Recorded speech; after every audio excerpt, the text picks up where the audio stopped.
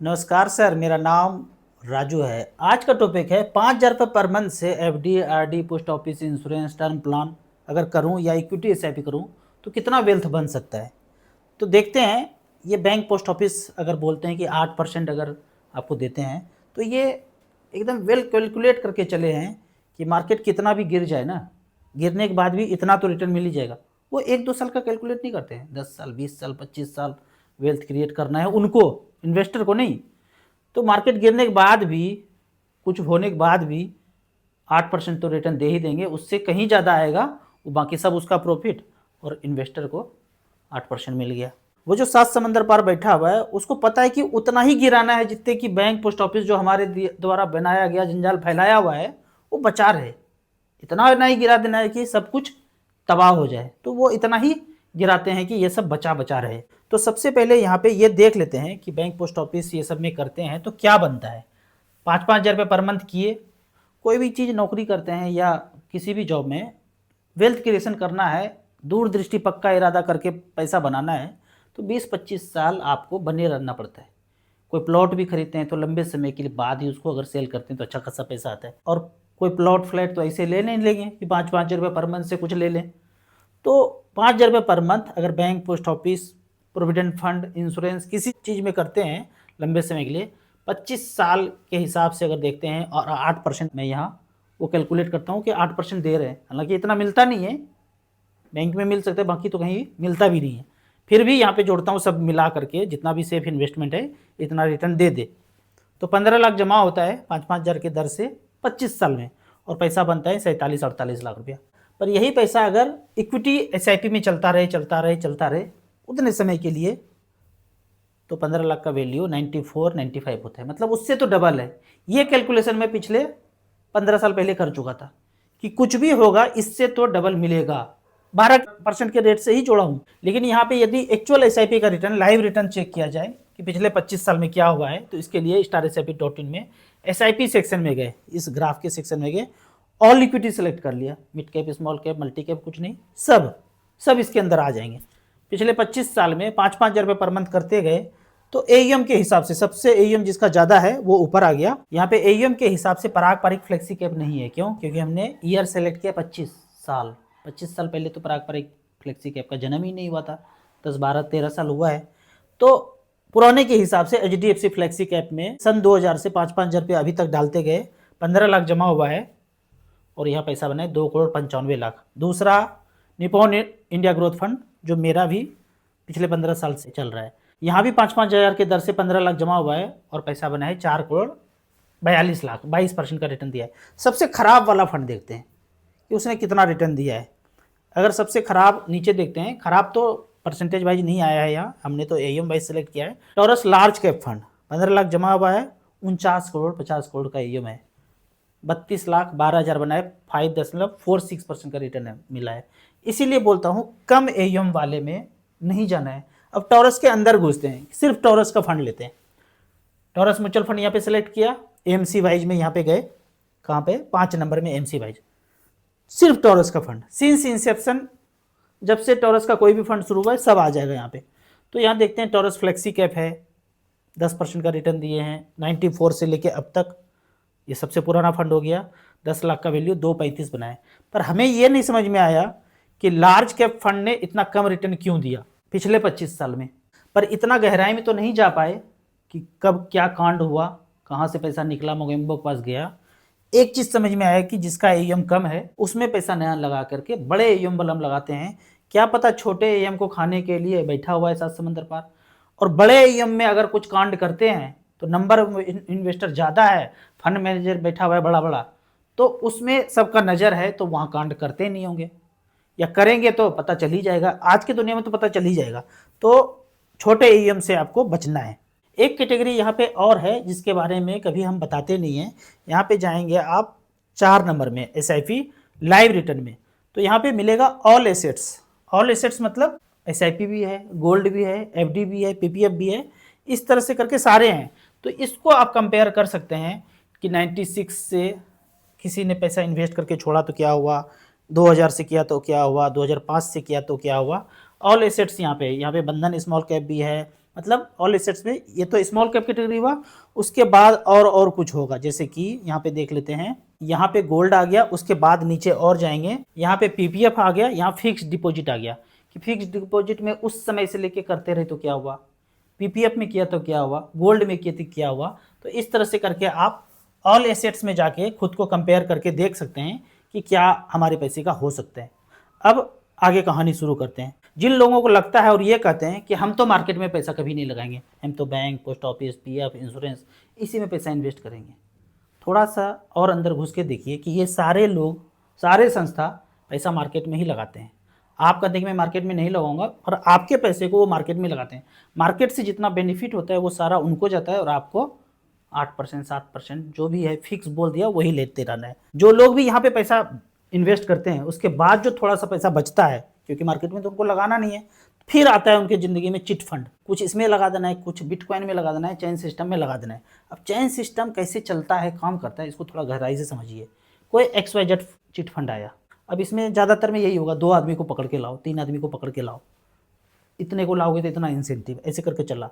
तो फंड इस तरह से डिजाइन किया जाता है कि 5,000 करोड़ उगाना है, 10,000 करोड़ उगाना है, 20,000 करोड़ उगाना है, 50,000 करोड़ उगाना है। ये सेट है एरिया के हिसाब से, कौन से एरिया में कैसे लोग हैं, अमीर है गरीब है। गरीब है तो 5,000 करोड़ का फंड बना करके चपत लगा के भागो, अमीर है तो 50,000 करोड़ का बना लो। इस तरह से करके ये सेट हो जाता है। सेट होने के बाद मान लेते हैं एक एरिया में 20,000 करोड़ का सेट किया। सेट करने के लिए ऊपर से नीचे तक सबको पता है कि ऐसा चल रहा है, फीता भी काटने आएंगे, ठीक है, ऊपर वाले लोग फीता काटने भी आएंगे। तो इस तरह से स्कीम सेट होने के बाद जब पैसा आना शुरू होता है तो पैसा किस तरह से वहाँ पे जाता है, बोलेंगे 10,000 रुपया दीजिए, 1,000 रुपये पर मंथ ताउम्र मिलता रहेगा, या 10 साल मिलेगा। उनको लगेगा वाह, लगाया 10,000 मिलेगा 2-3 लाख रुपया, लगा देते हैं। 2 लाख रुपये लगाएंगे 5,000 रुपये पर मंथ मिलेगा, 25 लाख लगाएंगे 40,000 रुपये पर मंथ मिलेगा। नाम सुनेंगे, अभी ब्लिस कंसल्टेंसी करके था, महाराष्ट्र या शायद नागपुर का कंपनी, हमारे सोसाइटी से 8-10 लोगों का पैसा ओम भूर्भुवः हुआ सुबह हो गया। फिर डाटा कंपनी में हमारे नोन है 35-40 लाख रुपया इसमें चला गया। इसी तरह का प्लान है। फिर सहारा का जान ही रहे हैं, JBG जान रहे हैं, गोल्डन फॉरेस्ट जा रहे हैं। इस तरह से एकदम सेट करके, ऐसा नहीं कि कोई एक आदमी किया और भाग गया, ऊपर से नीचे तक सबको पता है कि ऐसा करना है। तो इस तरह से जब पैसा आता जाएगा तो पहला पड़ाव हुआ कि पैसा कैसे आएगा। उसके बाद जब पैसा आ गया तो जब तक टारगेट पूरा नहीं हुआ है तब तक पैसा देते रहेंगे। ये जो पैसा बोला गया है ये देते रहेंगे 40,000 रुपये पर मंथ, 50,000 रुपये पर मंथ, 20,000 रुपये पर मंथ, जो बोला है देते जाएंगे। जब ये टारगेट पूरा हो गया 20,000 करोड़, उसके बाद अगले महीना अकाउंट में पैसा नहीं आएगा। जब पैसा नहीं आएगा तो उसका ही आदमी एक पहला FIR करेगा। इस आदमी को, पहला आदमी को पकड़ेंगे कि FIR किसने किया, तो पता चलेगा अरे फेसबुक पे तो इसके साथ उसका फोटो खिंचा हुआ है, जो भाग गया, फोटो खिंचा है, सेल्फी लिया है उसी के साथ, पहला आदमी जो FIR किया। फिर जैसे ही इस पे FIR होगा, 1-2 दिन पहले डायरेक्टर प्रोड्यूसर आपको मिलेंगे दुबई, सिंगापुर में। मिलेंगे नहीं, न्यूज में आएगा, पेपर में आएगा, कहाँ है एग्जैक्टली पता नहीं है, पर पेपर में आएगा। पेपर किसका, वही 7 समंदर पार का। तो वो भेजा गया वहाँ, वो भेजा गया, सेटिंग करके भेजा गया है, बिजनेस क्लास में एकदम बाइज्जत बरी कर दिया गया, भेज दिया गया वहाँ। अब आगे देखिए 4 पिलर का बात करते हैं यहाँ पे। पहला पिलर बोला पैसा उगाओ, 20,000 करोड़, 50,000 करोड़, 1 लाख करोड़ उगाओ। टारगेट पूरा हो गया, अब भगाओ। उसके बाद चौथा पिलर का नाम आता है, अरे चिंता मत करो, पैसा सीज हो गया है, केस जो है कोर्ट में है, मामला कोर्ट में है, अब इंतजार करो। और एक लाइन दिया जाएगा, भगवान के घर में देर है अंधेर नहीं है। कानून अपने हाथ में मत लेना, तुम कुछ मत करना, वो 4 पिलर है वो करेंगे। अब यहाँ पे सहारा के केस में देखिए 25 साल 30 साल बीत गया, आधे लोग तो ऊपर भी चले गए, और देर और अंधेर वाला सेंटेंस अभी तक पूरा नहीं हुआ है।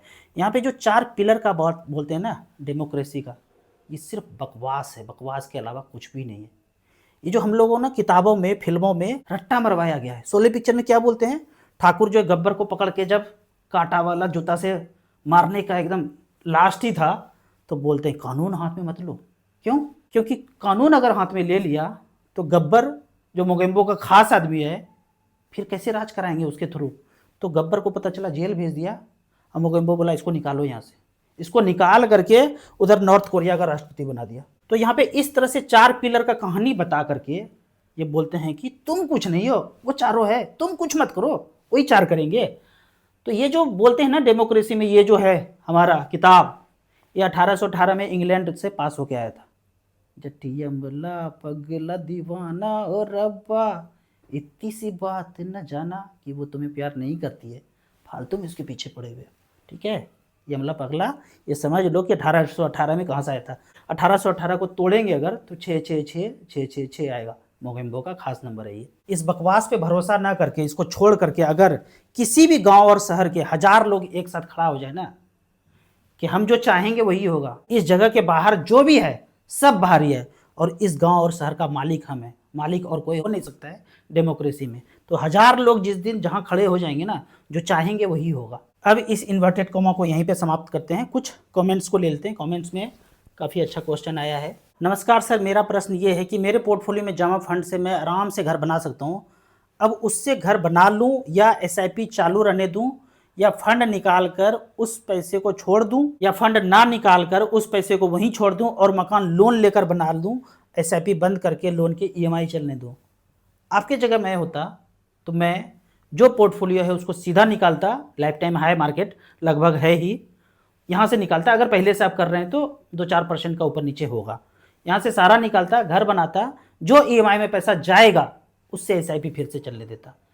SIP मतलब जो आप पैसा जमा करते हैं उसमें मलाई ब्याज आता है। लोन EMI मतलब आपके मेहनत पे और ब्याज किसी को जाता है, एक तरफ आता है एक तरफ जाता है। इतना तो सिंपल बात पता ही होगा कि कौन सा अच्छा है, आने वाला कि जाने वाला, आने वाला कि जाने वाला। तो लोन लेना ही नहीं है। अब यहाँ पे फिर से वही बात कि कल तक तो सपना चौधरी का डांस देखते रहे थे, अचानक से आपका वीडियो आ गया, पैसा तो खूब कमाया, बचाया कुछ नहीं। अब मैं चाहता हूँ 5, 10, 15 हज़ार का SIP आपका वीडियो देखने के बाद शुरू कर दूँ, तो कौन कौन सा कर दूँ? तो 5, 10, 15 जो भी आपको करना है, यहाँ 15 सेलेक्ट कर लिया। 1000 भी कर सकते हैं, 100 रुपये भी कर सकते हैं, 500 रुपये भी कर सकते हैं, कुछ भी कर सकते हैं। फंड का नाम है स्मॉल कैप सेलेक्ट किया, यहाँ से 15 साल का टाइम है, रिस्क ले सकते हैं तो करना चाहिए। Nippon small cap, SBI small cap, DSP small cap, बंधन स्मॉल कैप, ये सब में आप 2-2 हज़ार 3-3 हज़ार करके कर सकते हैं। रिकॉर्ड अगर देखते हैं, निपॉन इंडिया स्मॉल कैप में 15,000 रुपये पर मंथ 2010 से लेकर अब तक 15 साल में 27 लाख जमा हुआ है, 191 बना है, 1,91,00,000। सबसे खराब वाला अगर बात करें तो उसने 15.26% के रेट से 93,55,000 बनाया है। फंड का नाम है आदित्य बिरला स्मॉल कैप। धीरे धीरे अध्ययन कीजिए, समझ में ज़्यादा आए तब आप ज़्यादा पैसा इन्वेस्ट कीजिए। आपको इसी तरह म्यूचुअल फंड के बारे में और कुछ जानना है, इन्वेस्टमेंट के बारे में जानना है, तो इस नंबर पर मुझे व्हाट्सअप कर सकते हैं। म्यूचुअल फंड में पहली बार इन्वेस्ट करना चाहते हैं तो यूट्यूब के लिंक में जा करके, यहाँ पे 4-5 लिंक है, इसका मतलब है कि यहाँ पे जा करके पहले वाले में जाके 500 हज़ार से SIP शुरू कर सकते हैं। यहाँ से करेंगे तो मैं आपको बीच बीच में सारा चीज़ गाइड करता रहूँगा। 15 साल, 20 साल, 25 साल बने रहेंगे तो मार्केट क्या हुआ, कब इन्वेस्ट करना है, कब निकालना है, वो सारा चीज़ किस फंड में रहना है, स्विच करना है, ये सब बताते रहेंगे। दूसरे नंबर पे NRI भाई जो बाहर रहते हैं, मोबाइल पे OTP नहीं आता है, ईमेल से वेरिफिकेशन करके ईमेल पे OTP सर आएगा, वो NRI भाई यहाँ से इन्वेस्ट कर सकते हैं। ARN होल्डर जो हमसे जुड़ करके म्यूचुअल फंड का काम करना चाहते हैं, ARN नहीं है तो एग्जाम पास करके यहाँ पे इम्पेनल कर सकते हैं। स्टार SIP जो मेरा वेबसाइट है, यहाँ पे जाके 5 दिन 7 दिन अध्ययन कीजिए, फिर SIP शुरू कीजिए। 5वें नंबर पे अमित जी का नंबर है, किसी भी हेल्थ रिलेटेड कोई भी इश्यू हो तो खोपड़े में इस नंबर को छाप के रख लीजिए। लुटेरों के पास, जंगल के पास कहीं नहीं जाना है, पहले इनको कांटेक्ट करके जो बताते हैं 7 दिन उसको फॉलो करना है। आपको वीडियो अच्छा लगता है तो सब्सक्राइब कर लीजिए, लाइक कर लीजिए, नहीं अच्छा लगता है तो कुछ मत कीजिए। आपको याद दिला दूं, मैं एक MFI registered mutual fund distributor हूं। आप इसी तरह से कमेंट सेक्शन में क्वेश्चन पूछते रहिए। वीडियो अच्छा लगता है तो लाइक से कीजिए। Thank you so much.